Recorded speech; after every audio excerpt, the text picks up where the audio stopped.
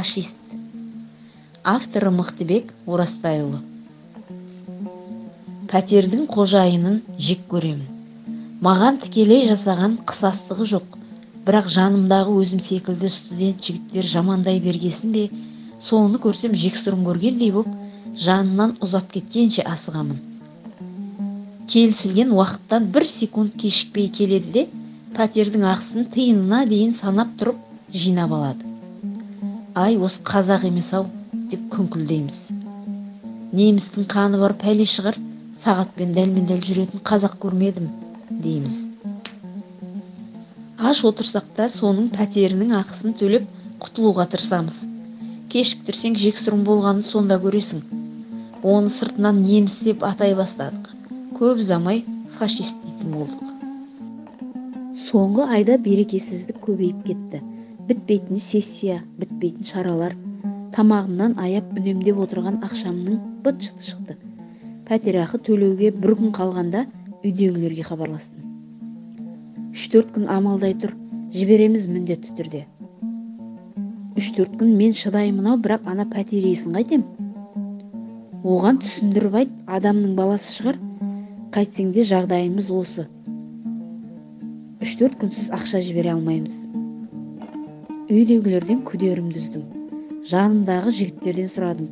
Олар да қасағана ауызды қу шөппен сүртіп, түкте көмек бере алмайтындарын айтып, көңілімді түсіріп тастады. Ол күні ұйқы болмады.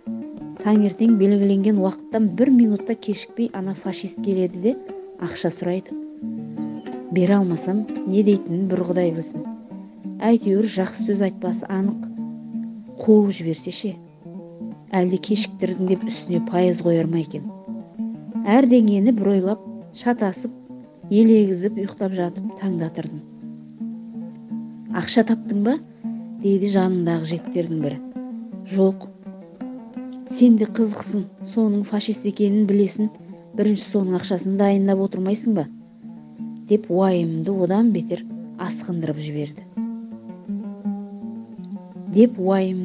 бетер асқындырып қойды. Күн жексенбі болатын. Ешкімге айтпай пәтерден шығып кеттім. 1-2 таныстарымнан ақша сұрамақпын. 3-4 күнге бере тұр деймін де, тауып беретін шығар, не көрініпті. Оның үстіне ана фашист келгенде үйде болмаудың амалы бір жағынан. Ол бір айналып келім дегенше ақшада табылып қалатын шығар. Телефон жөндейтін жердегі танысыма бардым. Бір ауылданбыз, бірақ қалада көп араласа бермейміз. Сонда да амалсыз алдына келдім. Біреуден қарыз сұрау деген бұрын соңды басыма түспеген ғой. Ол да бір тозақ екен. Ұялып әзер сұрадым.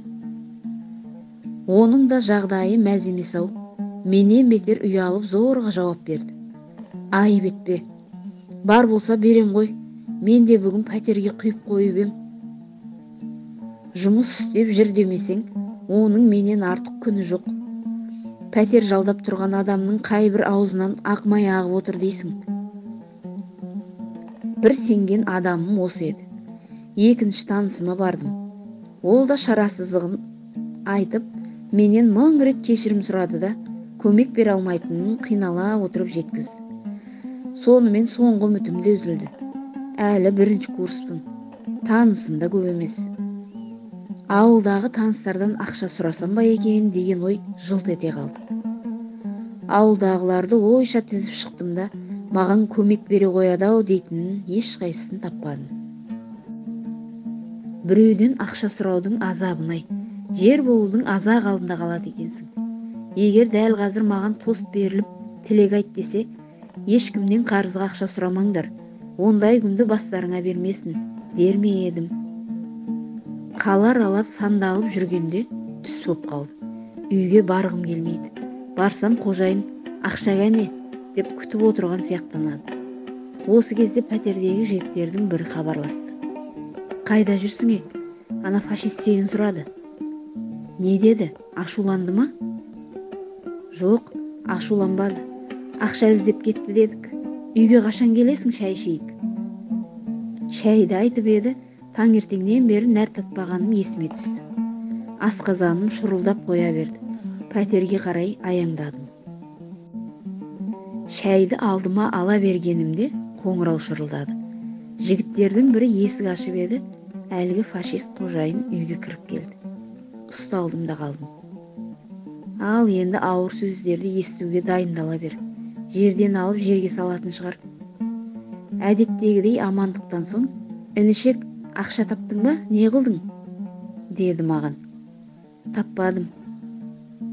Босқа сандалыпсың ау, өзіме хабарлассаң қайтеді, ақша бере тұратын ем ғой. Қожайыннан мұндайды күтпеген мен аң-таң боп қалдым. Пәтердегі 4 жігітте мына сөзді шынымен фашист айтып жатыр ма? Дегендей бір-бірімізге кезек-кезек қарап, аңтарылдық та қалдық. Қожайынның мұнысы бізді шынымен таңдандырып қойды. Аяқ астына мына қырсық тағдырдың беті бері қарағандай боп, үстімнен кешелі бері арқалап жүрген уайым аралас ауыр жүк түскендей күй кештім. Ақшаға тәуелді болсаң, көрген күнің осы ғой. Сізден сұрауға ұялдым ғой. Жарайды, ондай болып тұрады. Қанша ақша керек? Не үшін керек? Сол сіздің пәтердің ақысын төлеуге. Қожайын ақырын ғана күлді. Ой, сол ма? Мақұл, қазір бермесең кейін берерсің. Көшіп бара жатқан жоқпын ғой. Содан кейін ол кісіні неміс, фашист демейтін болдық. Сол сәтке дейін оны не үшін сонша жек көріп келгенімізге қайранмын.